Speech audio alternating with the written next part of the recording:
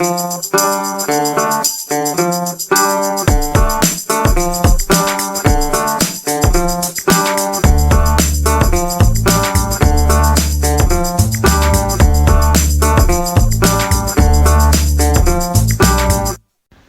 Hawkins has got a podcast. I hope he's better at this than he is washing the kit because he was fucking useless. Righty-ho. Bonus podcast for lockdown stroke. Let's all go out shopping and not wear masks until next week. Yeah, well, absolutely. No, we're not going to talk about that ever again because we decided this last time, didn't we? We did a bit. So I'm joined by JT, but he is here tonight in a technical capacity because I'm going to be talking to Simon Crampton. Evening, Simo. Good evening, Tony. You okay, pal? Yeah, not too bad. Now, I can never remember what your title is. You've got a really long title, haven't you? Yeah, my official Ponzi title is Head of Sports Science and Medicine. Yeah, also known generally as physio, innit? That's right. Also known generally as physio, but that doesn't sound anywhere near as good on your CV. So it doesn't. No, it doesn't. Simon wants to do. Well, I've been wanting to do an interview with Simon for quite some time because I think there's a lot of things that, as with many things, fans don't know what goes on, and now is a good time to do that because you basically haven't stopped at all, have you, during this whole virus thing? Yeah, it's been really busy because obviously there's been lots of information coming out on pretty much on a daily basis, and so we've been sort of working on X, Y, and Z. We thought we were coming back into football, and then obviously we weren't. So we prepared a load of risk assessments and the protocols we were required to do to get us back for that, but then that never happened.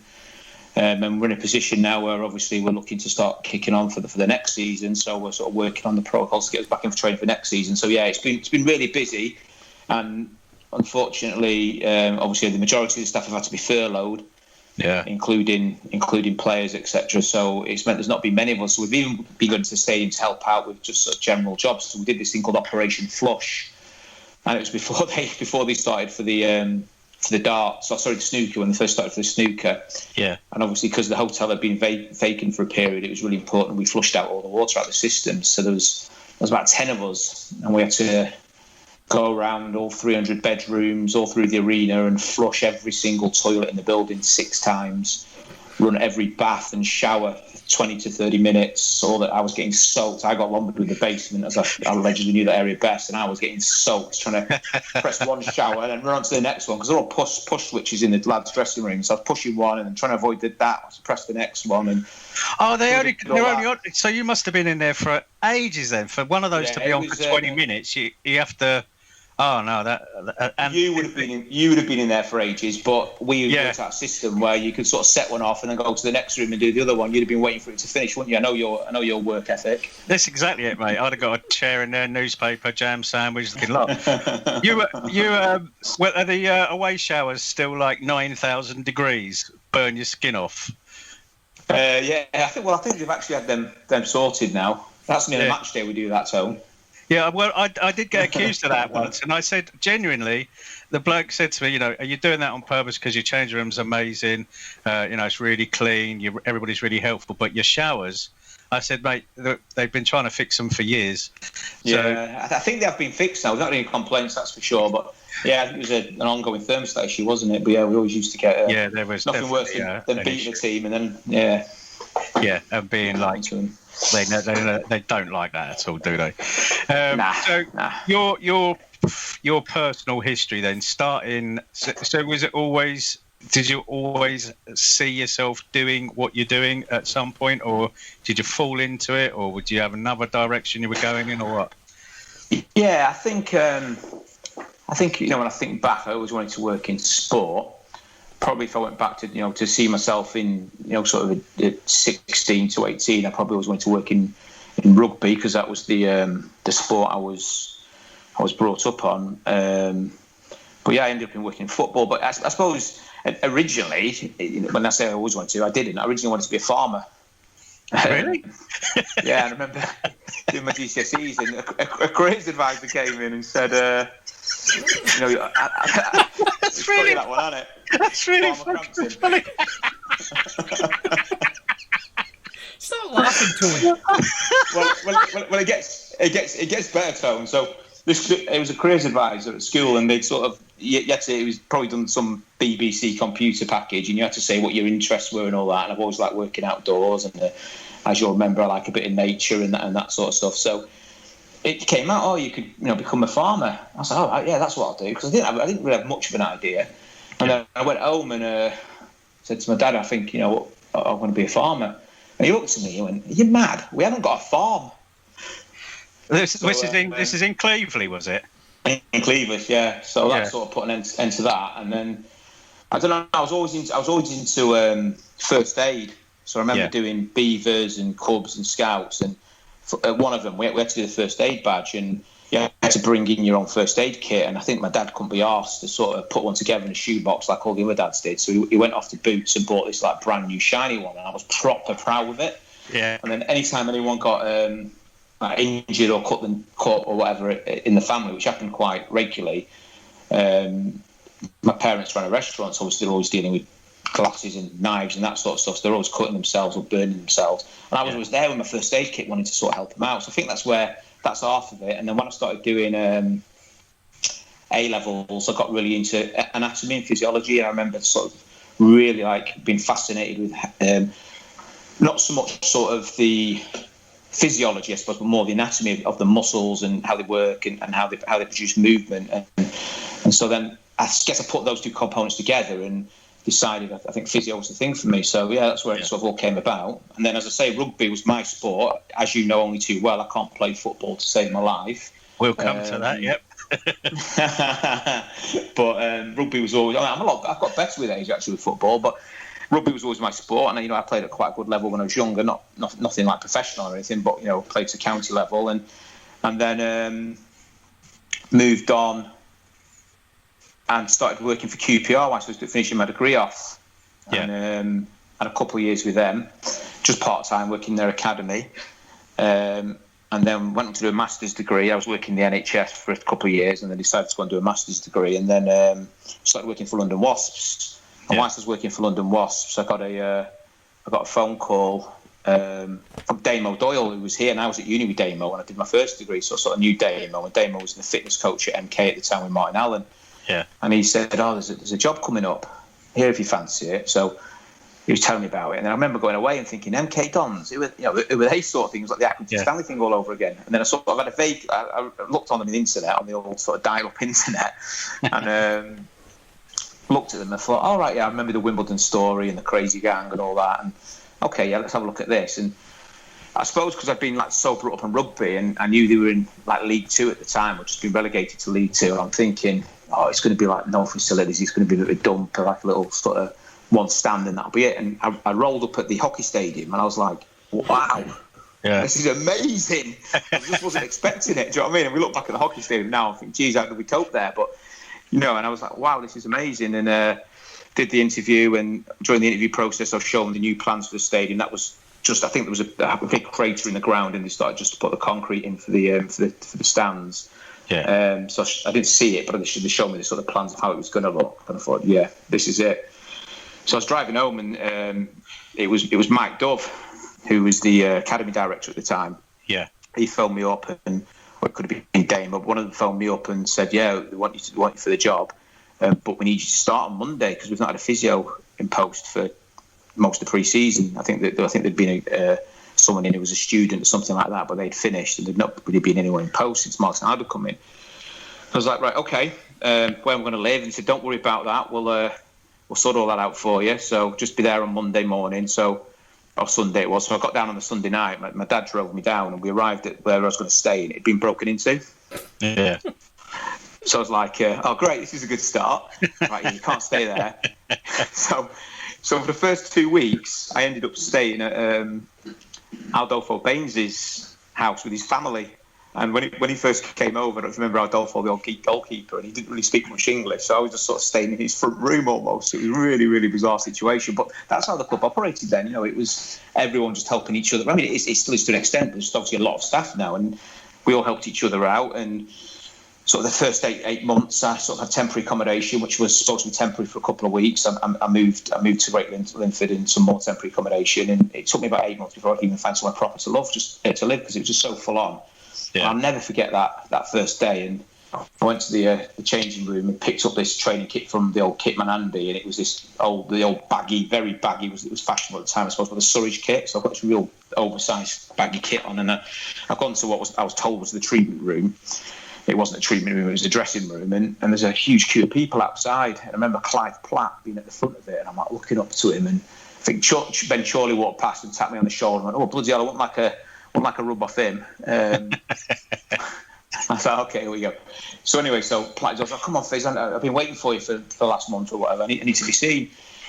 And then I looked to my right, and there's all these other younger academy players. And I was brought in originally as the academy physio. That was my sort of first role at the club. But there wasn't. I mean, Damo was doing a bit of the sports science and also he'd done a sports therapy degree, so he was doing some of the sort of therapy side of it as well. So anyway, I said to Platt, "Oh yeah, sorry mate, I'm here for the academy." And he said, "You're not, mate." He said, "You're the only fucking physio. And get in there and treat my shoulder or whatever it was." So how long? I remember my first week or so, and Carl had said to me, "The players, they won't trust you at first. You've got to earn their trust, or you've got to do something, you know." And I did my initiation where I sang that. I want to rock right now. I'm a bass, and I sang that. And I don't need a reminder. I was totally fucking. I was spot on with them. And what was your sort of when did your moment happen, or was it like a gradual process? A defining moment, yeah. It's a good question. I don't know if there was a sort of a defining moment. I mean, probably. I'd say, and probably everyone else would say that was probably the first night out I had with him, probably. And I can't even remember when that was or what happened, but I can imagine. I can imagine, yeah. Anybody who's ever been out with Simon, don't leave any loose change lying around. That's all I'm saying. Come on to that later on. Yeah, it was. It probably was. I mean, I remember.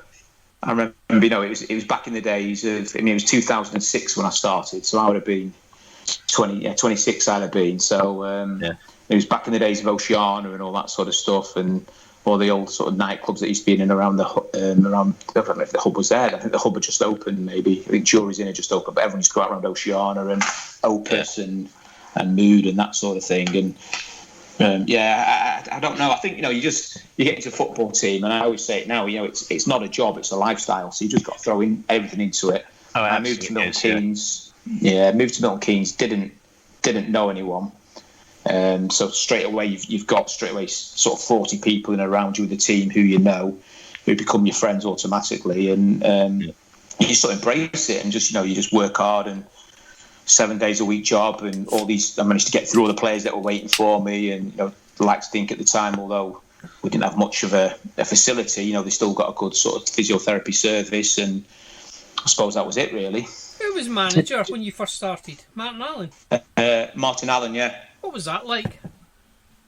Well, I get asked this quite often because obviously Martin's an absolute great guy. He was fantastic to work for, and he's obviously got this reputation of doing things differently, whether that's training and doing set pieces on roundabouts or the stuff he did at Leicester, and there's all these different stories about Martin. But he was a fantastic guy, and I guess at the time I didn't know any different. And I was new into role and new into full time football as well. I was really well supported by Damien and Adrian Whitbread, who was the assistant at the time, and they sort of showed me the ropes, as did Keith Andrews and Aaron Wilbraham, who are both still in contact with now, and both are similar age to me. So we sort of they really helped me out and told me how to act as such and how to be and sort of how football works. I mean, I'd always played rugby, but I played team sports. So you sort of fit, very familiar with the environment. But yeah, to me, I mean, you can write a book about the stories that went. Oh yeah, I mean, it isn't real life, is it? Football. I mean, you're in this bubble, aren't you? And after a while, I noticed that I completely lost touch with stuff that was going on in the stands, with the fans. I completely lost touch with that. It also made me very cynical about fans, which I still am, and they are all fucking idiots. I'm allowed to say that now, whereas you, of course, may form your own opinion. But it's very insular, isn't it? It's not like, it's just not real, is it? It's really weird. It's hard to explain to people. But yeah. I mean, I forget. I mean, it's a long time ago now for me, so I sort of forget how I found all that. I mean, it's just a way of life now, I guess. I mean, as I say, when I speak to sort of young students and that we have in through the doors over the years, if you want to work in football or professional sport, you could be going to Olympics, or I've got a friend who works in Formula One. It's a lifestyle. It's not a 9 to 5 job. It is a lifestyle choice that you're making. And I'm fortunate because I've met my wife and had my children whilst I've been in the job, so they don't know any different. But it is a completely different way of working. And how did you find it, Tony, when you first moved in? When you first came in there? Because obviously I knew Tony because Tony had been upstairs in the office doing the sort of working tickets and things, weren't you? The rewards scheme for the tickets, and you'd walk past Tony and say hello, but it wasn't until he started working downstairs that I realised what a loony was. Oh yeah, cheers. It was strange because I didn't actually want to do the job in the first place. I knew what was involved because I was pretty friendly with Andy, and we, he told me what was involved and everything. But Carl was quite insistent. I'll give him that about getting me in. But yeah, the initial sort of he just said basically, you got to gain the trust of the players, and it's all about discretion. Offhand comments that your throwaway comments you think mean nothing could be absolute gold to a fan, and before you know it's all over Twitter, all over Facebook, it's on the forums and everywhere like that. So that side of it's easy. But the weirdest thing and one of the hardest things for me was the first time a player left, and I think it was Sean Williams. Sean Williams was the first player to leave after I'd started, and it was literally like, he walked in and he said, "Can I grab me boots and all my stuff?" I said, "Yeah, Casimir." He says, "I'm off to." He didn't know at the time, Brighton or Millwall. He said, "Whoever offers me the most money." So he took his stuff and he was gone. And I remember Stephen Gleeson was sat there, and he looked quite, I wouldn't say upset, but you can never tell with Gleeson because he never fucking smiles anyway. So you can never tell if he was in a good mood or a bad mood. But he looked absolutely gutted, if you can tell an expression on that man's face. And then I remember, do you remember Mark, little Marky, my assistant? Oh, I'll never forget Mark. Yeah. And when one of his favourite players left, and the academy lads, I hadn't told him about the academy lads being released at the end of each season. He didn't know about this, and he came back from training and he said, "Oh, the lads are saying bye to me," and I felt so sorry for him because I should have warned him. But no, I mean, I would say as an experience, as a, it's not a job, as I say, it's a lifestyle. But as an experience, it can't be beaten. I would imagine that most professional sport is very similar to that. And, I don't think you can. Everybody should give it a try. That's what I would say. But it's not for everyone. It's not for everyone. It's not. And I mean, I was getting older and fatter and slower.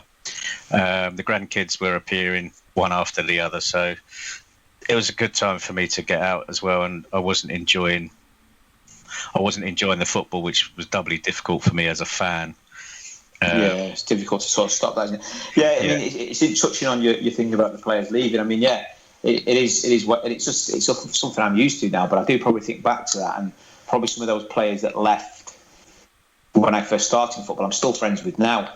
I'm still in contact with now. But probably because they were similar age and we shared a lot in common. But it's like now, you spend particularly if they're injured, you spend more time with the footballers than you do with your wives and children. Oh, absolutely. I mean, there's something I want to come to because I think it's important for people to know what's actually involved. So you're 26, did you say, when you came in? So I was 26. You got your degree, you've done your masters. So I imagine this is very similar because it's technically, isn't it? It's a medical profession, I suppose. What do you call it? You call it I came to you with a problem once, and you said, "No, fuck off. That's not medical or something." You said it's a condition, or I might have been dry skin or something. I don't know. Anyway, I think you're just trying to part me off by the sounds of it, mate. Yeah, you probably were. You did have a sandwich in your hand. So are you? What? So from then, I mean, what's that? 14 years ago, you started. You've got your degree, you've got a master. How much more work involved from an educational point of view, refreshers, that sort of thing? Because I know you're always off to these different places and doing these other different courses. How would you say, in terms of what it was like 14 years ago to what it's like now, with things like, you're with your grand title, things like nutrition, obviously fitness, mental health.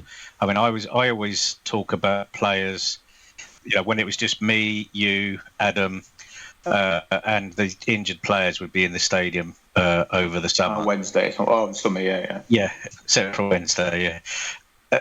And just how depressing it must be for those players, because it is a very, very big, lonely stadium when it's just you having to come in and do their stuff. Do you think that side of things is more important now?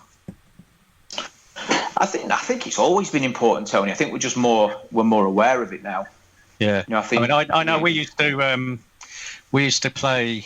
I go in and play games with the players, head tennis, me and Reevesy spent 4 hours one day just trying to get a ball into a hoop in the ceiling.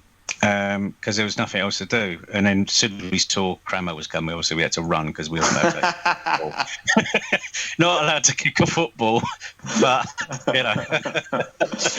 Yeah, I mean, it's we've got it's great for when I've got kids now, because all the games I play with the players when the kids are kicking off on a car journey or something, I get them all out, and over the years it's the game. The games are actually really important because the treatment room can be a lonely place, and we encourage, we do different sort of challenges, whether it be in the gym or, when Sudoku was a thing. I remember me and Matthias Doomby and there was someone else there as well. And we would challenge each other with all these different Sudoku puzzles. We do film quizzes. There's all sorts of different ball in the bin, all those sort of things. Like the cube, when the cube was the big thing on TV, we used to set up our own cubes, and we'll tie it in between. They'll be doing a gym session, but we'll tie it in. It's just to sort of keep them entertained and focused and occupied, and it's so important that you get that side of it right, because as you say, it is a long and hard process, particularly for the long-term injured, but it's managing them as people as well, and not sort of robots, and making sure that you have that individual relationship. And I always try and find something in common with every player. So it could be a box set that we're watching, it could be that we know someone from a certain place, whatever it might be, but just some sort of thing in common with each player, and you've always got a go-to to go and talk about then. So at the moment during lockdown, I've been hammering. My kid's got a Nintendo Switch for Christmas. So I've been hammering Fortnite just to try and sort of get good at it. So it's something for me to talk to the young, because as I get older, I'm so far away from the young lads. Yeah, tell me that's not fashionable anymore. But you don't watch Love Island, do you? Well, we did when Finn was in it. Again, it's one. There's always, as there's always something that the lads are talking about. I remember, back in the day when me and Albie and a few of the others were well into Lost, and we used to sort of always just constantly talk about Lost. And then it was, the Big Brother was there as well. But yeah, Love Island has been the big one, the lads. So I've not really watched that too much. No, I didn't. I watched it all with Finn. Yeah, we'd come in and they would just be. That's all they would talk about, and I was thinking, fucking hell, lads, do. Get an Xbox or something, or just what? I don't understand that. Yeah. I just really don't. I encourage it. I mean, different managers, different ways of working, and some managers don't like there being more than 2 or 3. Don't want people in the medical room. But as you'll know, the medical room in most football clubs is a huge hub, and it's where the gossip central, isn't it? It's where yeah. It's where you can find sort of the mood. The mood, and we've got all these different tests that we do on players now, and they get sent a questionnaire every morning that they fill on the phones to see how they're feeling. So we're getting all this sort of actual scientific data coming through that we can apply. But the conversations you have in the treatment room, or just the way the players walk in, or and that sort of thing. It's really, it's golden information. It can sort of end up dictating what we do in training, because if all the lads are coming in and you can just see they don't really want to be here today and they're looking tired and fatigued, then we've got the chance then potentially, actually, let's change training a little bit today. Let's do something a little bit different, or let's make it have a fun. Let's not too much tactics because they're not going to take it in. Let's go for have a bit more of a fun day. So it's really, those sort of interactions you have in the morning are so important. Have you been able to actually see any players face to face since this nonsense started now? Well, it's been because they've all been obviously furloughed. They've not been anywhere in the building. Fortunately, when we've been doing lots of stuff over Zoom, CPD sort of stuff. So we've done early on when we were in lockdown when we were only allowed 1 hour's exercise a day and not many things were open. Russ has been brilliant, and we got different sort of performance coaches. We had 3 different meetings with performance coaches who helped us all, not just the players but the staff as well, with different strategies and how to cope with it and how to keep mentally active. So I did a quiz, which was with the players, which was good fun, and we had lots of different meetings and sort of CPD sort of things which we were allowed to do. Sorry, what is CPD? Sorry, I don't know what that is. Continuing professional development. Right. So it's sort of educational work to sort of improve you as an individual. Yeah. Something in the sort of the medical world. I mean, a lot of industries, but we have to do X amount of CPD hours per year to ensure we sort of remain up to date. So we've not, as I say, fortunately, we had no injuries. We returned everyone back. There was young Jay Bird, who was sort of almost back from his knee injury that he'd had a bit of a hard time with. So we've not had a need to, and obviously we wouldn't have been able to anyway. No. But You don't have much choice over that, I would imagine. No. So you've been there since 2006. So Adam Ross Short, what is he? Would you call him your number 2, your sidekick? Yeah, he's my right arm and my left arm, probably. Yeah. And he is also, isn't he, genuinely the nicest man on the planet.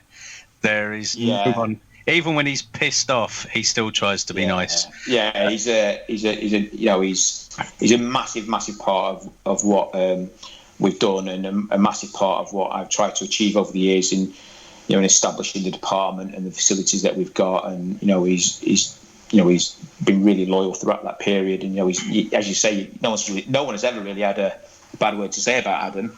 Like in any walk of life, there might be the occasional disagreement he's had with someone, but he sort of just takes it in his stride and brushes it off and doesn't let it affect him. And no, he's been brilliant. He's absolutely brilliant for me. And I always try and sort of big him up whenever I can when you get the opportunity to, because he is one of the people who's busy working and is really committed to the football club. And because he's not got the policy title, I suppose, or anything else, or he's not the head of the department, he doesn't always get the credit he deserves. So he's, as you say, he's fantastic, and definitely probably one of the nicest people you've ever met. He is a nightmare to sit next to, though. Why is that, mate? When I sat next to him on the bench, I don't know what it was like from your side, but on my side, and I know he sat between me and you, didn't he? Generally, when a home game, anyway. Yeah. And it was just his. Once he really got into the game, and his answer for everything was, if something went wrong, he just went, "Oh fuck off! Oh fuck off! Oh fuck off!" It's almost like this. It's almost like a tick after a while. I thought he's just really, really getting into the games, and I can't think that. I mean, after that amount of time, because I see he's got his masters as well, hasn't he? He's just finished his masters in strength and conditioning, which is.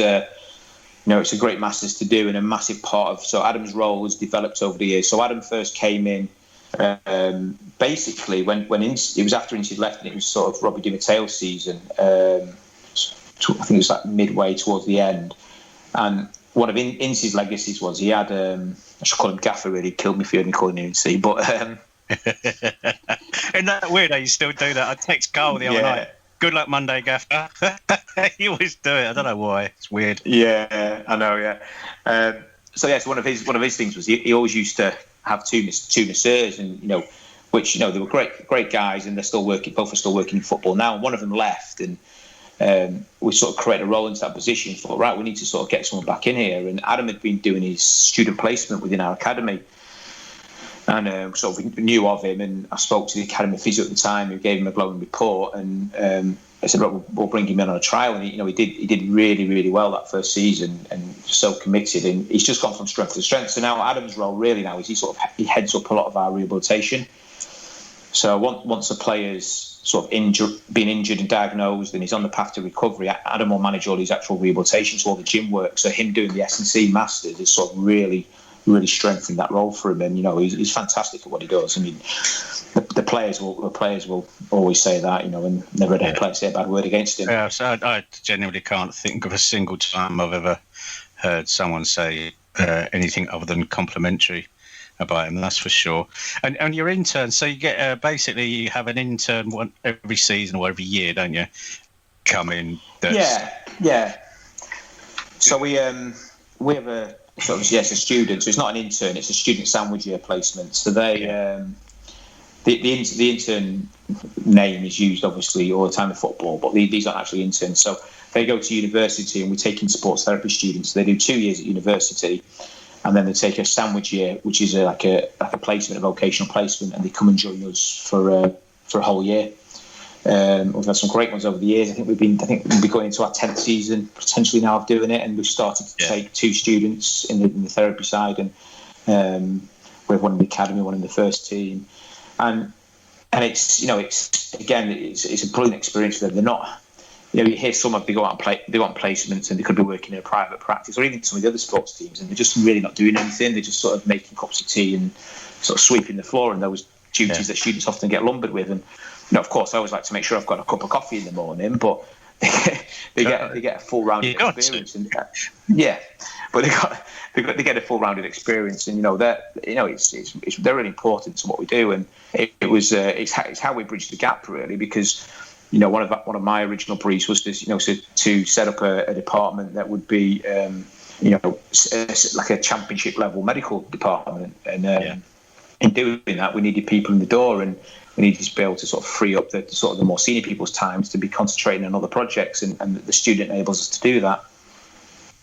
Do you think it would be fair to say that when away clubs come to us, not just the changing room and the facilities and it's nice and clean and whatever, but just the experience for an away team, bearing in mind how many away games you've been to in your time, hundreds, and I've done a fair few of my own, it must be great coming to MK Dons.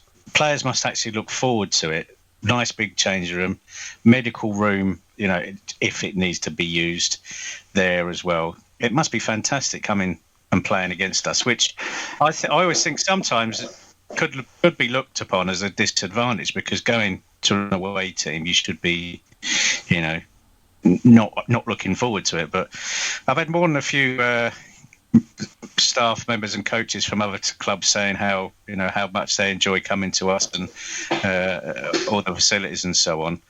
Other than Brighton, I mean Brighton's just. You got your medical room at Brighton, didn't you? In the away change, fantastic stuff. That's brilliant. I still prefer ours, obviously, but that is good. I mean, this obviously as the league's developed over time. We got a lot of big teams in League One. With Sunderland and their stadium, and Sheffield Wednesday going there. That was, although the facilities weren't any as good as ours at the time. Smelt of mould. Yeah, it was still amazing when you think of the history there, and now the club the stadium itself. I was very disappointed with that changing room, I have to say. It wasn't what I expected. I think people do raise the game, and you speak to. Sometimes maybe people got commented that it might be too nice, but that's who we are. That's our identity, and I think that's important. We've got promoted doing that, so it's not. It works. Yeah, I mean that was. One thing Carl used to say to me when I got to the ground, he said, always be nice to the people so that when we get there, you've warmed them up for us. It's nice to be nice, and conversely, when they came to us, the only time, the first time AFC came to us after that FA Cup game, they refused my help. But in general, everybody has been, they're always grateful for your help, and it reciprocates. And as you go to other places, they remember the hospitality that you provided at their place, and it does make it easier. I think, definitely. But talking of match days, I don't think people have any clue as to the amount of stuff that you take. I mean, the kit is one thing, but the medical equipment that we take to an away game, you still got your 2 giant boxes. You mean the amount of stuff you refused to take for us? No, I would always take it. I just couldn't get it on the fucking van. You were the only person with your Tetris skills who could get it all on the van. Yeah. I can't do it. I used to load that van up for you so many times, didn't I? Yeah. Oh, I have no idea how you managed it. It was amazing. Our current Ian, our kit man now, he just got a new bigger van, mate, and it's just I don't need to do that anymore. He's got we've got long wheelbase. I remember when the kit man prior to you, he thought we took too much stuff compared to physios he worked with before, and in my line of work, you've always got to be prepared. And you just, you take that Oldham game, first game in the season, 2 years ago was it? And we had one player had a real nasty face fracture, and another one fractured his foot. I wanted to actually ask you about that. I've actually, that's on my list of questions. I want you to clear something up on that, Conor McGrandles. It was Oldham Athletic. An assault it was, Tony. Well, this is the question. Now, there's various... Gordon tells me that it was a physical assault. The bloke ran into him with his elbow. What do you know? I mean, you don't have to answer the question if it's privileged information, obviously, but was it an accident or did the fella take him out? I mean, obviously, he didn't mean to shatter his cheekbone, I would imagine, but... Yeah, I don't know. I don't know, to be honest, Tony. I can't... Don't worry, mate. Don't worry. If you can't answer, it's not a problem. Well, yeah, I don't know whether... I genuinely can't actually recall what my opinion was at the time. I mean, why I saw the commotion, you'll know, why I saw the commotions going in and everyone's in each other's faces and shouting at the ref and whatnot. I've got a job to do, so I'm trying to make sure that the guy who's on the floor is safe and is okay and what attention he needs, and if I need to call anyone else on the pitch. So all that sort of commotion around me sort of is out of my mind. So yeah, it was difficult to deal with. But the point I was making was with it is that you couldn't expect that. You don't expect that to happen really, but we were prepared for it. So we had the right equipment. We'd got enough. Of our medical bits that we carry there to deal with those things. I mean, as it was, Conor had to go to hospital, but you just never know what's going to happen. So I always just try and be prepared for all eventualities. And if I think we're going to need 3 rolls of this sort of tape, I'll take 4 just to make sure we don't run out. And you just never know. So so we do have a lot of kit, and a lot of it's really important. Obviously, we take our medical gases and the oxygen, the Entonox. We've got a resus bag. We've got defibrillator, which, as you'll remember, is always with us. Yep, never ever. But I remember I left it somewhere in Ireland, I think, once. I dropped it in a skip or something like that and couldn't find it. I don't think I ever told you, actually. So I'm just getting another beer. Sorry, carry on. Good man. Good man. Yeah, so the match day... It's all got a use. Yeah, I don't think... I mean, we're talking about the hours that you work as well, and if the happiest day of the week for you is Saturday at 4:45 when no one's injured and you don't have to go in on the Sunday, but that is actually quite a rare occurrence, isn't it? There's generally always someone has done something that requires your attention the following day. I mean we've got some great equipment now, and times have moved on a little bit. So we can, we've got, for example, an ultrasound machine in the stadium, and I did a course on that not so long ago. So some things we can sort of pick up on that. So it's sort of, if we can sort of diagnose something after the match straight away, then we can set them up at home. And it's on a needs basis. So if we need to go on a Sunday, on a Sunday we'll have to go in. If there's a game on the Tuesday and there's any knocks, and we think if this player's got a chance for the Tuesday game, then we'll definitely be in. If someone's obviously seriously injured, then for example, the Conor case, Adam, I said Anna then, it wasn't Anna, it was Adam. Adam and I were driving back. Adam and I were driving back from Oldham across is it the Snakehead, across the Snakes Pass, at sort of 2:30 in the morning, I think it was. To be fair to Adam, he said he'd drive back, and I fell asleep halfway through the journey, and he just sort of carried on. But so we sort of, it's just things that you do to keep the team running, to try and maximise the availability. But yeah, I mean, it is what it is. That's what we signed up to. If we didn't like it, we could go and do something else. Precisely. Speaking about things like that, what has been the worst injury you've had to deal with? Is it that one? Yeah, I mean that was probably one of the nastiest injuries. It was a really, really nasty injury. He's ever so young as well, old Connor. Young and thin he is. He's very young and very thin, so guy probably right through him like a dose of salts, didn't he?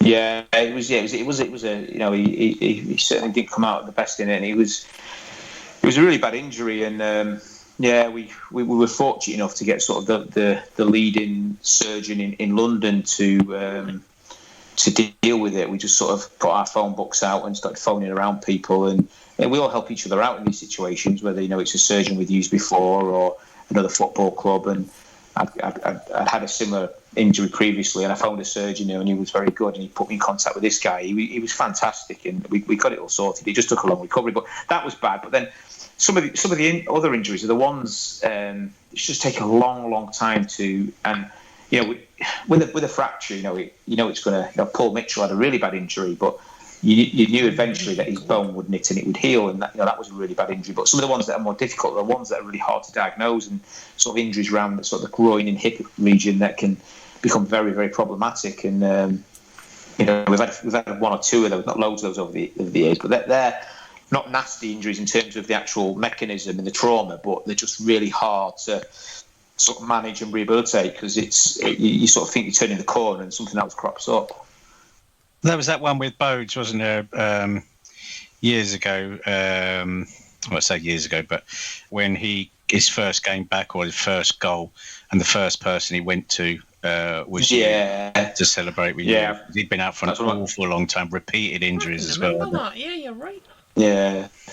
Yeah, it's not like you to remember things very accurately, Tony. That's come as somewhat of a surprise to me. Yeah, that was good. And I think Bo said in his press that we sort of become good friends during that rehab process, and we definitely have. Our wives are very good friends, and through lockdown, me and Bo have had a bit of a coffee club, so we'll meet usually once a week, and we'll go and catch up over a coffee. Obviously, he's working back at the stadium now, so he certainly cemented our relationship. I always joke with him that was the best thing to come out of your injury was mates with me. Could have been worse, couldn't it? Could have been worse. Yeah. Well, yeah. Talking of abusive relationships on match days, I'd ask two questions. One of these that people never believe me when I tell them this, but when you're on the pitch and you're treating a player, whether there's 500 people there, 5,000 or 50,000, you don't hear it, do you? You don't hear anything other than what's going on in the immediate vicinity. No, as I said before, there's a commotion going on. The players are shouting at the ref. There's all the crowd shouting, and there's only probably two occasions when I've sort of acknowledged anything. And but yeah, normally you're so focused in the role and the job that you're trying to do, you just you don't register it, and you just you go on. And in football, in rugby, if someone's down injured, you know that they're probably going to be injured. And if Dean Lewington's down injured, you know he's going to probably be injured. He's probably lost a limb if Lewie stayed down. Yeah, but in football, it's a common occurrence when players will go down, and there's not always a great deal wrong with them. So you never know really what you're going to end up with when you run on. So you sort of, the adrenaline does go, and you're just focused on what's at hand. And the only two occasions where I've ever heard anything or been aware of something was once when we were at Brentford. And I think it was Jack Henry had gone down injured, and he'd had a bit of verbals with some of the fans as he was getting up, and all of a sudden we started getting pelted with 2Ps. They're not a nice bunch there, Brentford. So I do remember that one coming off the pitch. And then Fleetwood, which I'm from Cleveland, which is between Fleetwood and Blackpool, so it's sort of the town north on the coast, on the Fylde coast. And I remember going on there, and it was the first time we'd played there, and I'd watched them in the playoffs to get into the league and everything. So it was quite exciting for me. All my family were watching, and I've run round the home end, and they were all calling me you know, they were shouting southern verbals at me, and I was thinking, geez, I'm one of your lot here. Yeah, I was going to ask you actually the abuse. I mean, I used to get abuse mainly from our fans, and I still do. But yeah, sorry about that. Did you ever? Those are pretty much the only two instances, because you're in the fortunate position, albeit usually having to sit on a bucket or something like that at away games. But I would often have to sit in with the away fans, or the home fans, I should say, and would get absolute pelters. Do you remember Oldham a couple of seasons ago? No, actually, probably four seasons ago, when George Baldock done his, I think he'd done his groin, and you walked him off the pitch, and he was walking up the steps to go up to the changing room, and some old woman shouted at him, "There's nothing wrong with you, fucking can't get a fucking..." And George turned around and just went, "Shut up, you fucking old..." But, I don't remember that. It'd have been, if he was going to change room, it'd have been with Adam, because I always have to. Yeah, it was with Ads, but you'd walked him off. I just wondered if you heard any of that. But I seen him a couple of weeks ago, George Baldock, up Stony High Street on his bike. So he's out cycling. He's keeping fit. You said George Williams. Was it George Williams? Well, I don't know. You fucking saw him. Well, he lives in Old Stratford. It's one of those defenders. He's a right back, Tony. You know me, mate. That'll be George Williams. George Williams. Old Stratford. Who did I say? Yeah. They're good mates. Good mates. George Baldock. Georges. No, not George Baldock. He's playing They're for very, Sheffield very, United. very good mates. I can tell you that. George Williams it was. He was on his bike cycling along the high street. He was coming down a one-way street the wrong way, right enough. But hey ho. Well, he's a footballer. He can do what he likes. Yeah, do what he likes. So I've got to go through a few quick questions now. Hypochondriac footballers. Now, there's plenty of them, as I'm sure you know, bit taken having first hand. But I can remember one of those rare Saturdays where we'd got away with no one being injured. There were no little niggles or anything requiring you to go on Sunday. And I remember Delhi coming up to you, and he'd broken a fucking fingernail or something like that. And you basically said, "Delhi, I'm not going in tomorrow. You can, but I won't be there." So do you have to tell repeat offenders, or do you just let them get on with it? Yeah, look, you know, in my world, you know, none of them are hypochondriacs, you know, whatever the media or whatever fans. Yeah, that's probably the wrong word, but they, again, it comes down to wanting a little bit of maybe even just somewhere to go. Yeah, we treat everything, we have to treat everything seriously, and, you know, once we've assessed them and we've done our processes, you know, we feel there's not much going on, we'll let them know and tell them our thoughts, and, you know, maybe politely tell them to get on with it. But, you know, you can understand it, Tom, because, you know, they've got a short career, and I think you know, sort of one of the differences I've seen in my career is young players coming through now, particularly when they've come from sort of the big Category 1 clubs, they end up becoming over-medicalised because there's so much sort of emphasis on sports science and sports medicine. Yeah, the sort of falling off your bike and getting up and getting on with it days have gone, and, you know, they're coming in going, "I think I fractured my scaphoid." How do you know what scaphoid is? Do you know what I mean? Those sort of things, and social media and the internet and everything, it just puts everything on everybody's fingertips, and so I think, you know, it's the way of the world, and our job is to either let's get it sorted out, or no, actually you'll be all right. Do you think they'll donate Lewie's body to medical science when he dies, to the Association of Football Physios? Just to see how he managed to get through 20 years of football with basically that head injury at Swindon. I remember right. Oh, him and Matthias, wasn't it? Matthias Doumbé, and then he had one in training when we played Scunthorpe away, because neither Richie or Carl had told me that Lewie wasn't playing, and Carl Baker had travelled to Scunthorpe, or was travelling to Scunthorpe, because he wasn't on the coach, he travelled from home, and neither of them had told me that Bakes was in the squad, so that was a panic phone call. Someone said something the other day about Lewington, and I've never thought about it before, but I think it was Dan McCall actually said everyone that's followed MK Dons, he's been in every single team since the move. That's an astonishing achievement for that bloke. It really is. Well, he also must have played with every single player that ever played for MK Dons as well. Quite astonishing, really. and played the majority, nearly every game, every season. I think there's only obviously the season a couple of years ago when he wasn't playing, and that wasn't through injury. That was that was manager's decisions, and he's he's always we have a little formula that works out sort of the availability rate and sort of what we term sort of robustness and how robust players are, and he always sort of is at the top of that. And there's things before, and I remember one particular injury. I can't remember who we were playing, but he'd gone back into to clear a ball, and he headed it, and as he landed, he really, really hyperextended his knee, and we got all the video footage, and his knee looked like a banana. And anyone else has like a potential for a multiple cruciate ligament injury there. And all Lewie did was had a minor strain of his groin, his calf, sorry. And we were like, how have you got away? It was remarkable. It's one of those horror sort of images that you see of Premier League players doing something, and it comes out that they've had this multiple ligament knee injury, and he just had a little grade 1 calf strain. maybe he's just made better. I don't know. There's genetics, but then there's also he's come from a football family as well. From a football family. Dave didn't really get that many injuries himself, either, did he? So maybe there is something in the genetics of football, perhaps. So potentially could well be. Yeah. So let's go. Your footballing ability now. For those who've ever seen Simon play football, I want to say play football.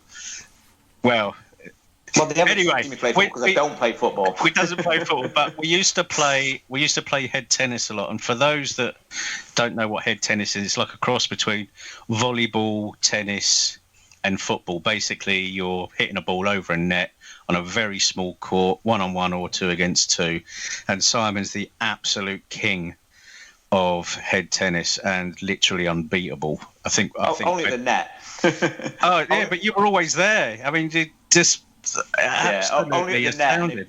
And if it's sort of one of the variants, because we've got a head tennis court, a brilliant facility at the stadium now, an indoor sort of big indoor area that we developed last season. I'll give you a game one day, but the net's quite high on that. So sort of the only way I'm unbeatable, and I'm still beatable, but where I can play well is if it's a soft ball and it's a low net, and then you're not beating me at the net. If it's a heavy bouncy ball, my touch will be all over the shop. I agree on the football. You can't play head tennis with a fully pumped up football. It's got to be nearly flat. It takes more skill to play with a ball like that. So that was more of a personal thing, because it's always amazed me how good you are. I think it's just I'm competitive, so I think and I'll put my head or my foot and just be aggressive. Actually, do you know what? I should point out that was a regular tactic of yours, was to stick your head in as far as possible, knowing that it's unlikely that anyone's going to kick you in the head, and come out of it with the point, risking life and limb just to win a point. But that is what, like you say, that's what it's like. It's competitive when you're talking about doing the activities with players and the games in the gym and the Sudoku. They are super competitive. Anything. And it doesn't matter what it is; they have to win, don't they? They have to, be the best at it. And it's nothing better when the staff win. We've got I don't know if you remember it, but it's called the Aerofloor, and it's 10 metre sort of inflatable. They use them in gymnastics for practicing on the tumbles, but they're really good for sort of rehabilitation, for sort of jumping activities and running activities when players just getting back. But we put sort of a small, it's like a Reebok step that we put over the top of that, and we play head tennis on that. And I used to play. Tom Bromley quite a lot on the inflatable. Made it really small as well. Again, much more. So me and Tom took on a few of the young lads like Matty Sorinola and Dylan, I think it was last season. Yeah. And Charlie Patterson, a few of the others, and they could just never beat us. Me and Kingy played Ben Reeves and Mark Randall, and in the end, they beat us 21-18. Bearing in mind that Kingy literally couldn't move, could he? He couldn't turn or anything like that. Yeah, but I think the moral there is class is permanent, as they say. Yeah, John Gorman was the same. John Gorman was brilliant on it. Yeah. John was amazing. He used to do this trick where he'd throw a medicine ball into the air and catch it on his foot, and then he'd be hobbling around them for 3 days. His hip would be sore. That sounds exactly right. I mean, I can remember any time he saw a football, he's like a kid. Any time he saw a football, he had to kick it. He had to play with it. He couldn't ignore it. And he would come anytime he'd come up to the office. He'd come in because he always knew I had a ball under my desk, and we'd do keepy uppies for 10 minutes. Well, no other reason other than because he hadn't kicked a ball for more than 5 minutes. So he obviously was missing it. Talking of top geezers, there's been some memorable personalities down here and some very nice people. If you had to give like a top 3 of all the people you've worked with, I mean, obviously you can't include me in this because I've started the conversation.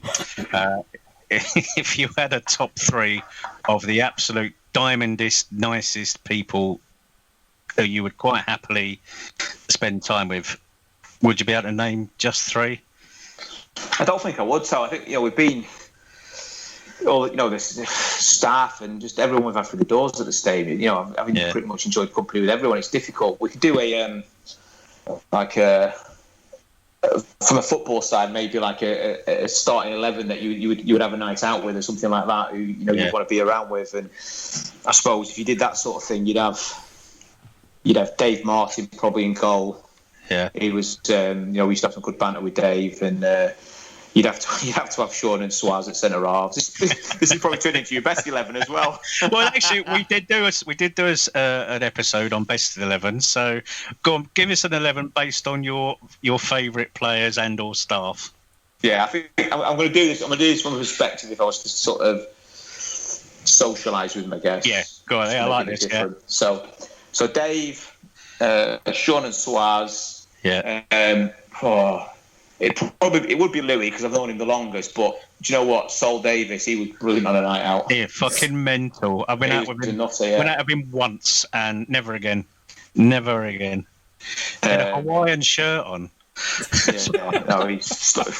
was brilliant. Sol was brilliant, and then Jude would be right back. Yeah. Oh yeah. He was an absolute cannon. He was all the time. He was such a larger than life. I mean. This is the player that we brought in for some. He was an okay footballer, but we brought him in for his humongous throw that he had in Martin Allen's time.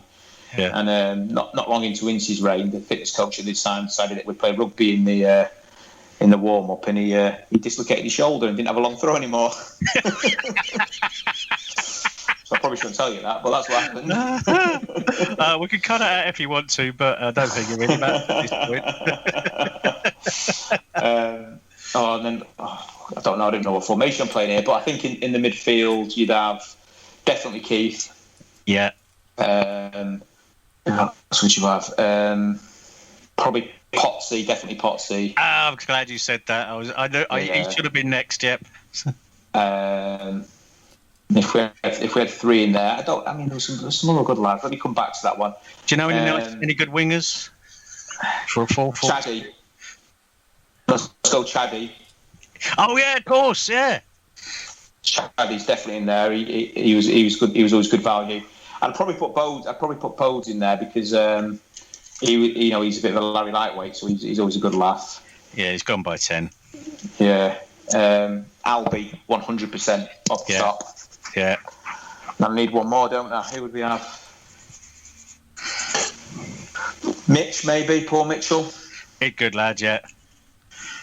I think any strikers? Because I think you're up to 10 there. I'll give you a squad. If you need it, I'll give you a squad of 15.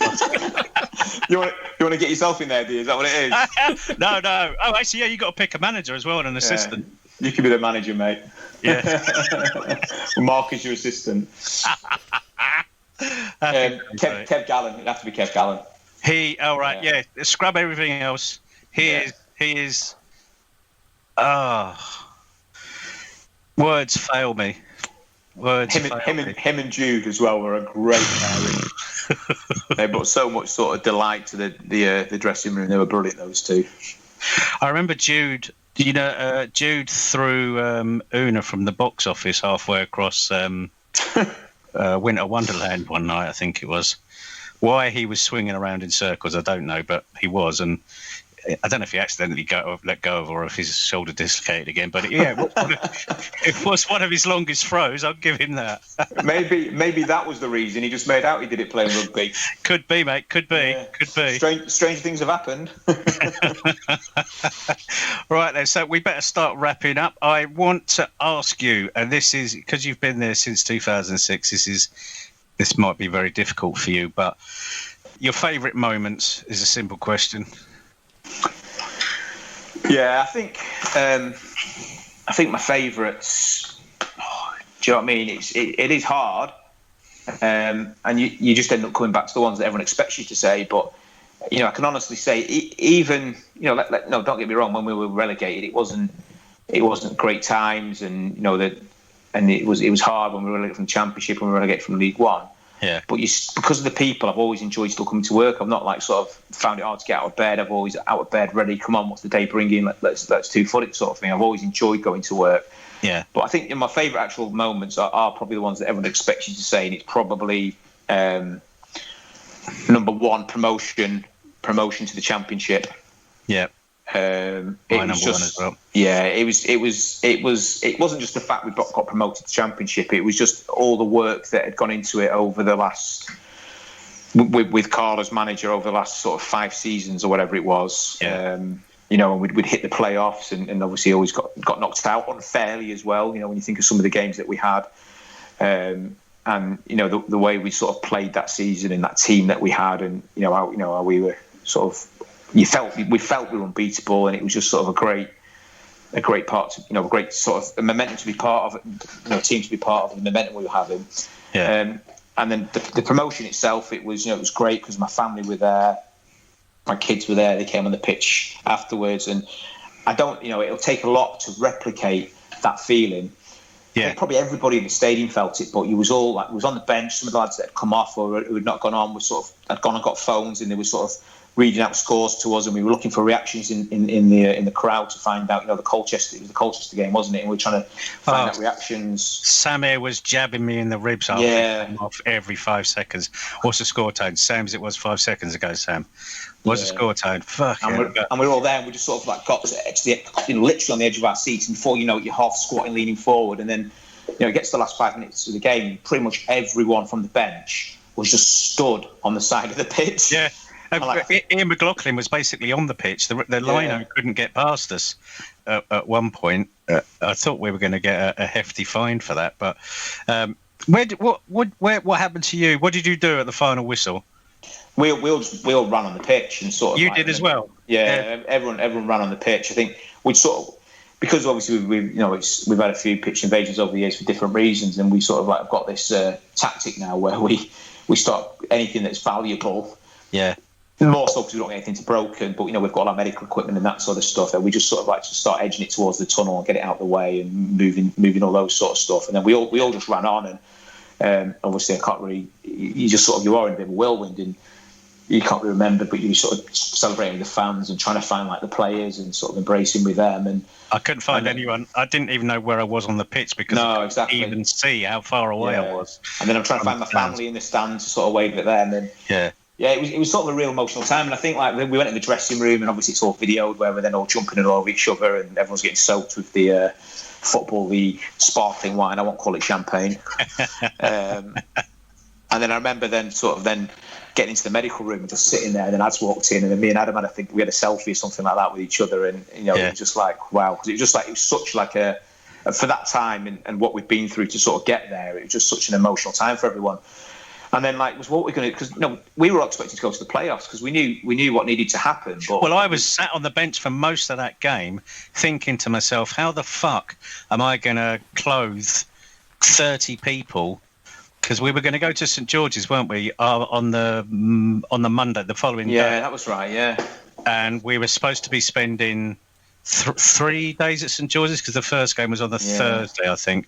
And I just thought, I haven't got enough kit because no doubt they're going to be doing stretches and the like and stuff in the gym and in the mornings. Then it's going to need to be cleaned, and then they're going to need another kit afterwards. That's how I spent probably 75% of that match before it dawned on me that we might actually go up automatically. But I don't know what I would have done, but haven't been done. Doesn't matter now.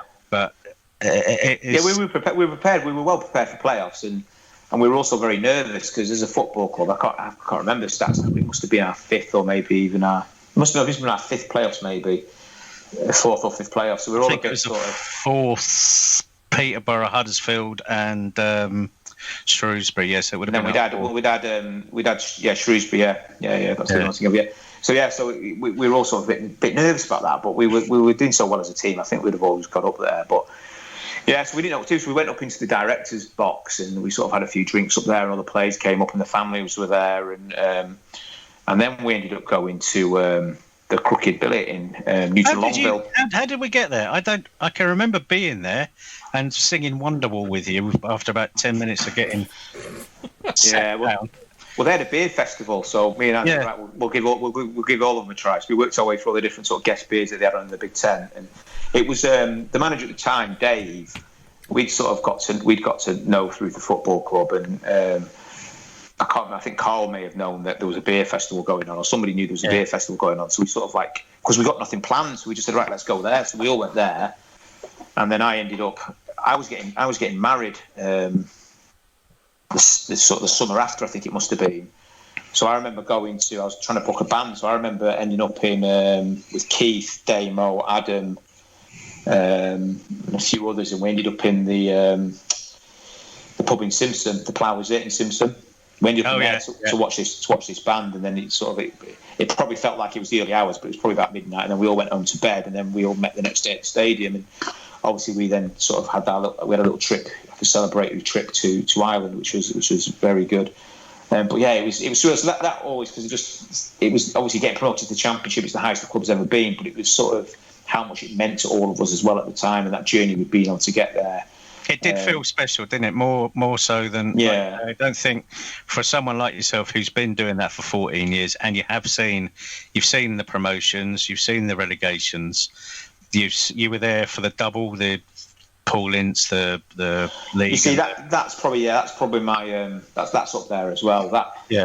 I mean, it was so long ago now, but that was 2008, and that trip to Wembley again, that was surreal. I mean, obviously to bring all those people from Milton Keynes to Wembley, you know, it was amazing. And that time we were a bit more organised, because again we were flying as a football team. That was such a brilliant team. It was some of the legacy of Martin Allen, to be fair. Some of the players we got in, and Paul Ince, uses his influence to sort of strengthen that team.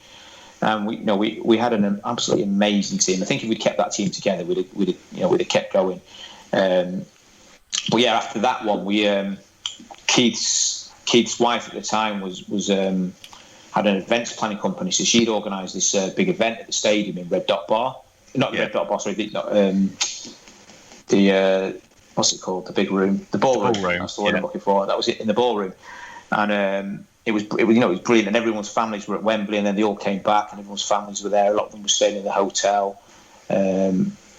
Or staying locally. So we all had a big party in there, and there was a band playing and that sort of stuff. And I remember Keith going to the chairman saying, can the lads all have a drink, sort of thing. There's nothing being organised from that side of it. So in the end, Keith had convinced the chairman to let anyone wearing a red tie, because we had all these lovely sort of Hugo Boss suits that had been made sort of in his touch for Wembley, and we're all wearing these red ties. We had a Hugo Boss suit on, then a red tie from Marks and Spencer's, I think it was, that Keith had gone out that morning of the game and got all these ties, because we'd not got club ties, so I can't remember the reason, or we wanted red ones to match the kit we were playing in. Yeah. So he said, anyone with a red tie, then free drinks all night for anyone with a red tie. So before you know it, every bloody bloke in the place has got a red tie on. So everyone was just passing the red ties around, and it was a brilliant night. So I mean, that's up there. And then I think the third one, which you really made this one for me, I think, was the Man United one, the 4-0. That was a crazy from start to finish. Was crazy. The build up to it the week before, when no one was allowed to talk about it. In fact, I think there was a fine in place, wasn't there? Like a £200 fine if a player spoke about it. Yeah, sounds about right. Yeah. Then the day again, the players were really relaxed. No one was really expecting anything special. Maybe get a goal or two. You never know what might happen, etc. And then just the aftermath of that. I mean, the party we had alone, which I still think lasted about 4 days. I woke up in Carl's office the next morning. Didn't go home. Yeah. We emptied the Red Dot bar, didn't we? Because we run out of booze. Yeah, and the legend that is Sue Dawson went down with a trolley full of alcohol. And sort of my favourite. I mean, I think Eamon Holmes was there at one point, wasn't he? Because he was a Man United fan. I think he was in the staff box. It was really, really random. And I can't remember if he came down to the manager's office, but he was certainly in the building at some point watching it. And I got a big one of my best mates from Holmes, sort of big Man United fan. So he was there, so that sort of made it extra special that we'd be in his sort of boyhood team. And my favourite memory though is you. Standing on the manager's desk. It must have been like 12:30 at night, something at 1 a.m, singing that Rabbit song. There are videos. There are videos from that night in that office that must never see the light of day. They might do. And one of those is of me singing Rabbit, funnily enough. Yeah, so that was your sort of party trick, wasn't it? So I just remember everyone just being in hysterics, and all the wives were there, and you were just sort of like laughing, like having a right good time. I can remember sitting on the sitting on the subs bench with Carl. It was about 3:00 in the morning, and we just sat there in silence, looking out onto the. I mean, it's pitch black out there, and I said to him, "We just beat Man United 4-0, and he did. And it was absolutely little Brit. And he went, "Yeah, I know." He says that as well, doesn't he? Yeah, I know. Like that. It was just, it was the most surreal thing, and the party to end all parties. But no, I think again that is what football's. That's what football's about. That's what being a fan is about. It's not about. You couldn't, if you supported any other club, it wouldn't be the same. And if you have, you live for days like that. For every shit 10 games results, Carlisle on a Tuesday night where the kit man's forgotten Anthony Kay's boots and ruined it for everyone. You get those nights or those days, don't you? That we're constantly breaking records as a football club. Yeah. Because as everyone says, we've not got no history, but we're making history constantly. And that when I tell people I work for MK Dons, the first thing everyone used to say, they used to be Wimbledon. I want to talk about that. But of course they do. Now the other 50% of them now say, "Oh, didn't you beat Man United 4-0 once?" Yeah, we went global that night. I've got a fan sent in photos for the podcast. Not much use on a podcast, to be fair, but pictures of him and his kids in Times Square in New York. And on the ticker it said MK Dons beat Manchester United 4-0. That's in New York, in Times Square. Yeah, absolutely, man. And we'll live off that for a long time. We will, mate. And it's like you say, I don't think if you can recreate that again. That the championship and the Man United, but that championship promotion that day.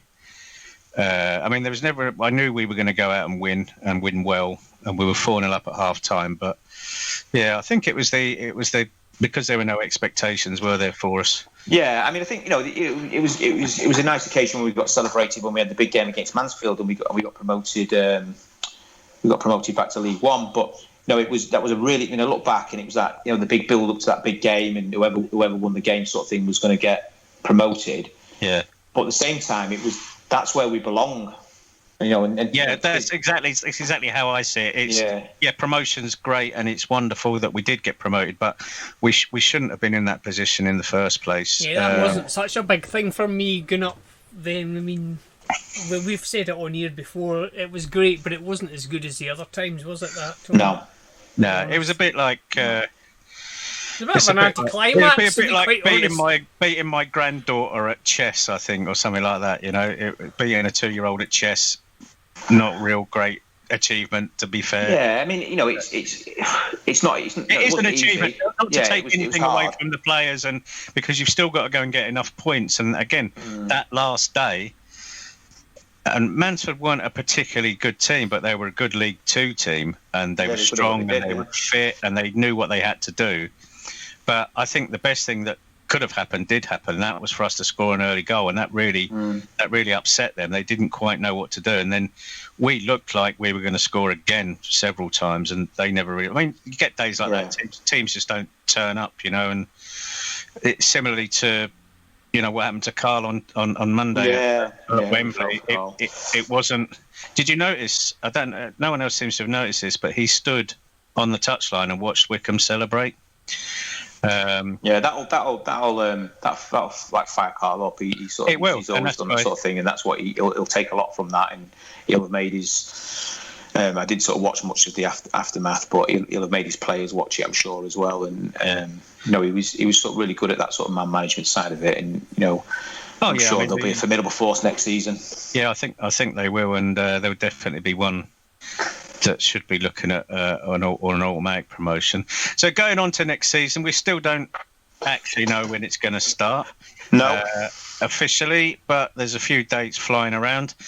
I mean, without asking too many awkward questions, what do you know, or what are you expecting, and how long for pre-season? Do you think it's long enough? Do you expect any injuries during that time, or? Yeah, it's for everyone. We're entering a massive time of unknown, and when the Bundesliga went back, they had a huge. There was quotes of like 400% their injury rate got up through in those first couple of weeks that they went back. I mean, I don't know. I've not seen much of the stats from the Premier League, and I don't think we sort of saw that the same. But we may have learned from their mistakes to an extent. But yeah, it's going to be tricky. There's lots and lots of factors at play. As you say, we don't know when we're back yet.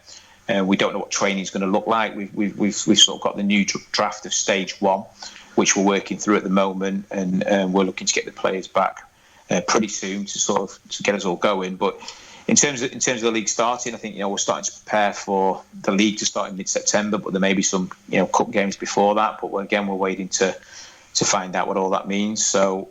Yeah, we just like anyone else, really. We don't know yet. We're just waiting to sort of. There's so many stakeholders involved, and it's first and foremost it's the health of our population, but then also of the footballers and the staff that are going back in. They've got to take priority to make sure that when we go back, everything is safe, and then obviously. Someone somewhere has got to work out who's playing who and when, which is going to be a mammoth task. And we've got cup games to factor in. And the problem that they've got is they don't yet fully know who's in the league. So that it's not just a simple case of stats, because they need to take into account the availability of ambulance, police, fire brigade, emergency services, where the game is, traffic, and all that sort of stuff. So you can't have two big teams playing at home at once. So it's so much. There's so much involved, and obviously all the sponsorship from the TV and the TV rights, and so we're still waiting to find out. I mean, we've got plans in place, so we can pretty much, go back within a couple of days' notice once we know where we're at. In terms of the duration, again, it's uncharted territory. So usually we have most teams have a 6 to 8 week period of pre-season. So hopefully we'll get a similar amount of time. It's looking like this year, but it's difficult because we just don't know how it's going to be when the players have not been in football training since March. I mean, we last kicked a ball as a football team on March the 13th. Yeah. So we were all that morning. We'd heard some of the games had been called off. I think in the conference, I think it was. Yeah. And we had a feeling that the EFL was going to go the same way. So sort of as staff, we were aware of that. But we had to prepare that we would be playing Oxford the following day. We were at Oxford the following day. So we went to training, and we were all training. And I was sat in the kitman's van, actually. And I just said, right, Adam was there with me, and Adam was watching training. And I was on my phone because Andy Cullen was going to phone me as soon as he heard anything. And then we got the phone call to say, that's it, we're done.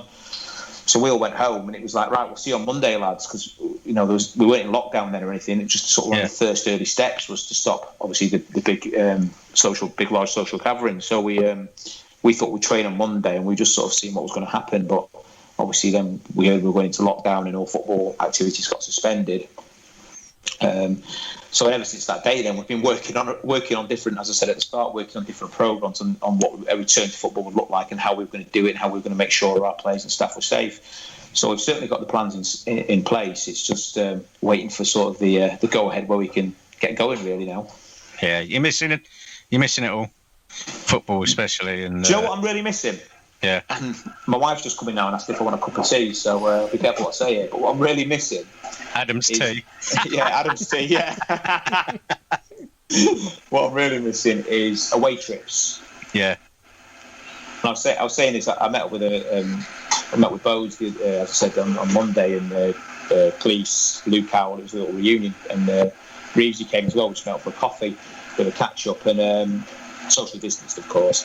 Yeah. And we were all talking about it, and everyone sort of agreed. It's just the fact that, it's a night away from home. So for me, don't get me wrong, what I've loved about lockdown is having, I'm getting evils, what I've loved about lockdown is having pretty much 3 meals a day, every day with my family, because it's a rarity. I'm out first thing in the morning, the kids are scrambling to get ready for school. I get home from work quite late, they've usually had dinner. So Sunday was always our family day, where we'd always try and have a nice family breakfast, and then we'd have a nice Sunday dinner together as the 4 of us. But I've been able to do that nearly every day during lockdown. Obviously, we've been working, but you can break for meals and you're at home. So that's been really nice. But actually, the away trips are what I've missed, because we've got such a great group of staff, and for our department, once we've loaded all our equipment, once we've packed up, and once we've finished training for the day, it's then like there's no injured players there, so we've got no sort of like gym sessions to do or treatments of injured players. We'll open a clinic at the hotel in the evening, so any players who need a bit of prep work before the game will get that done. And once we've done that, we can sort of just relax until sort of the match day. And it's just we'll play cards on the staff play cards on the coach. Whoever loses has to get the costas in at the services, so that's always great fun. And and then the next morning we've got a bit of a run to school, so we'll go for a run, then we'll have breakfast, and if we're in somewhere a bit more built up, we'll have a walk into town and have a coffee together, and it's just sort of like a real sort of nice feel. So I've really missed that. I've missed the bands, of course I have. I mean, I'm still speaking to the lads on a regular enough basis, just checking in with them, making sure they're all right. But you do miss sort of the camaraderie in the treatment room, and I've actually missed treating people. The lads will be laughing their heads off because I think I would never say that, but I've actually missed sort of trying to work out what's wrong with someone and getting things in place. I've missed sort of the buzz of that as well. So I'm definitely ready, 100% ready to go back. But I can't wait for it to all start again, and I just love the fact that I can get absolutely bollocks before the game and then not have to worry about it. All right, mate, that has been amazing. Thank you so much. No, thanks very much, mate. It's been good. One final question. What's Russ like off the treatment table as a manager? I know he's a thoroughly nice chap. We interviewed him. Lovely fella. Mum loves him. He seems to love me mum as well. I like that a lot. He's just a genuinely good fella, isn't he? Basically. Yeah, he's a top bloke, and we've got lots of sort of mutual people, because he's been in the game a long time, I have, and there's lots of different people he's played with that I know, and again, people outside of it he speaks to, no one's ever got a bad word to say about him, and he's in terms of the fellow, he's amazing. And he gets Milton Keynes and Milton Keynes Dons as well, doesn't he? Yeah, he completely, and he cares. And he really cares. He wants to. He has made a point of saying that as well, particularly in our interview. He was very much about reinforcing his point about wanting to go back to, wherever anybody wants to say the way that Cole played football and the way that, in my opinion, that football should be played.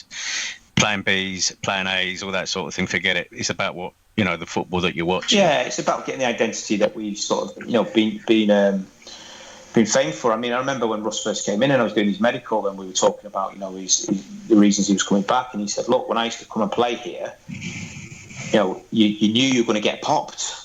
So you just knew, and the amount of players that have told me that over the years, when they said, when I was asked them, as you asked me before, what's it like when a match day comes to the stadium, and they said, well, it's great facility, brilliant, but we always knew we were going to get popped. Yeah. And I think Russ definitely wants to sort of have that free flowing attacking style of football that we've always been famed for. So, and he certainly showed it last season. It's brilliant for us because, fortunately for Russ, it is, and we've got on. Don't get me wrong, I've got on with every single manager I've worked with, and I've worked with some fantastic managers. I've not really got a bad word to say against any of the managers I work with. I've got on with them all really well, and they've all been different, and they've all sort of had their own opinion on how the game should be played. But from a personal perspective, I always got on with them really, really well. And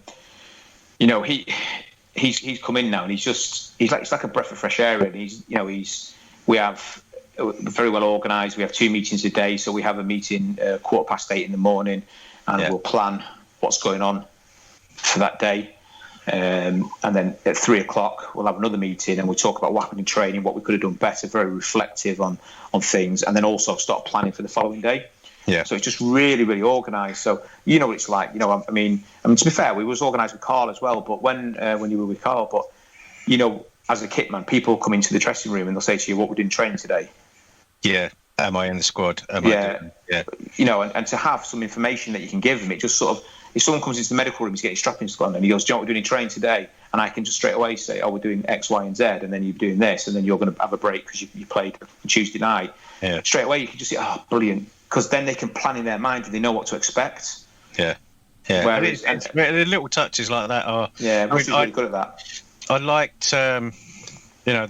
When Robbie Nielsen came in, he ripped the place apart, didn't he? Physically ripped everything apart, had a big clear out and all that sort of thing. I liked that because we didn't, we weren't lazy, but we just didn't think about those sort of things. But he came in and did all that stuff, and then it's important. And every manager has always brought in their own take on things, and always, I think every manager, although the results may have not always gone our way, they've always strengthened something. Whether it's develop a facility, bring a top signing in, or a new way of working, they've always left us in a, maybe not always on the pitch in terms of league positions, but they've always left us as a sort of as a building in a better place as such. Yeah. So, I mean, any manager, I think I already know the answer to this anyway. It's a silly question, but any manager come in and told you, obviously they tell you what they want and whatever, but if they told you how to do it, would they be that arrogant to think that they know where that thing someone broke earlier, the sporandal? Not quite. No, I don't. No, they haven't. I mean, don't get me wrong. We've had sort of disagreements with managers when I've maybe said that a player shouldn't be able to play, and the manager thinks he can. Yeah. And I've just always sort of like tried to stay strong and give my reasons for. Sometimes the players then ended up playing, and other times we've won. And I think I always say to the players, and this is from experience, that you and me always need to, as a player, you need to be on the same page as me. So if I'm saying to you that we shouldn't be doing this, when the manager sees you at dinner and says you're fit to play at the weekend, and you go, yeah gaffer, that's doing me no favours, because then the gaffer will pick me up in the afternoon and say he said he could play at the weekend, and you're telling me he can't. Playing one off against the other.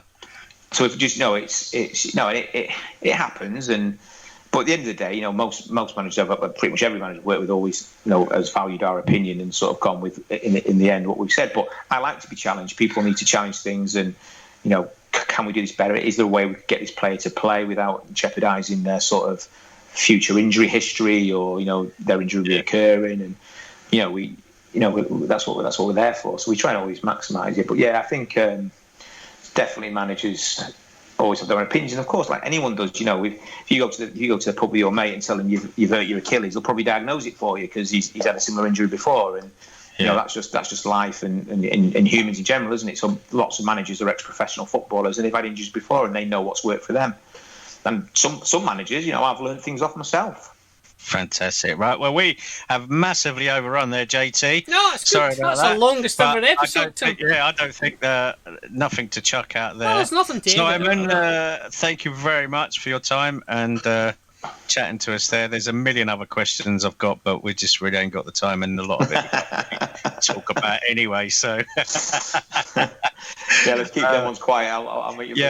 We'll go for that pint. We'll go for that pint soon, and we can talk about those sort of things. And thank you very much, Simon Crampton. That was a little bit longer than anticipated, but it was always going to be like that. We'll be back with you as soon as we can. We will let you know. Keep your eye on the Twitter, the Facebooks, the MK Dons forum, and anywhere else you might catch us. See you soon. Yep, see ya, bye.